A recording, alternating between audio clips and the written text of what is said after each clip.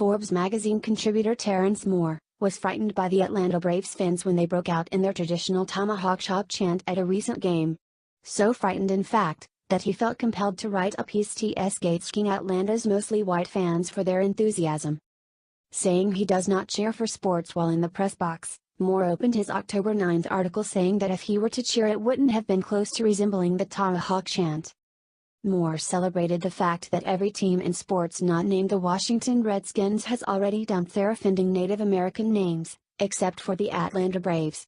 To Moore, the Braves are still embarrassing themselves with a ballpark full of mostly white fans performing the tomahawk chop chant. And he wants someone to stop Atlanta Braves fans from chopping and chanting. Every game around here, folks do their chopping with red foam rubber tomahawks while delivering their version of Indians hollering down mountains in pursuit of cowboys during black and white westerns, Moore carped. The Forbes Gold continued saying that this backward thinking shocked him during a recent Braves-Dodgers game at SunTrust Park. With the Dodgers leading 2-0 in the series after they dominated the Braves on the West Coast, the SunTrust Park people running the scoreboards and the Oregon worked overtime for Game 3, Moore wrote. The former kept flashing louder and louder with a cartoon tomahawk on the screen, and the latter threatened to wear out the tom-tom beat.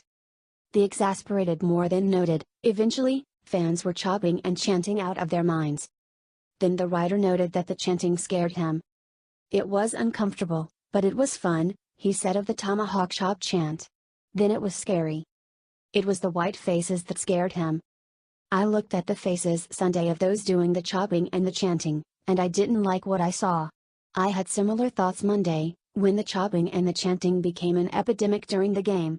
Along those lines, Braves officials continued their new tradition of dimming the lights to watch Braves fans chant as usual while ditching their foam rubber tomahawks for smartphones turned to flashlight mode.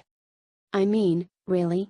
How is this happening with the Braves when baseball officials joined those of the Cleveland, Indians earlier this year to say 2018 will be the last season of Chief Wahoo, the tribe's racist logo of 71 years. I graduated from Miami, Ohio, University, where the sports teams were the Redskins for a generation before they became the Red Hawks during the latter 1990s.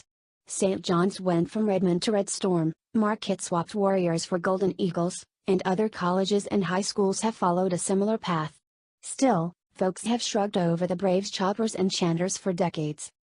Moore concluded his lament saying that the tomahawk chop chant was not all that bad when it first popped up in Atlanta. But he insisted that it must now be eliminated because, the world has changed, though.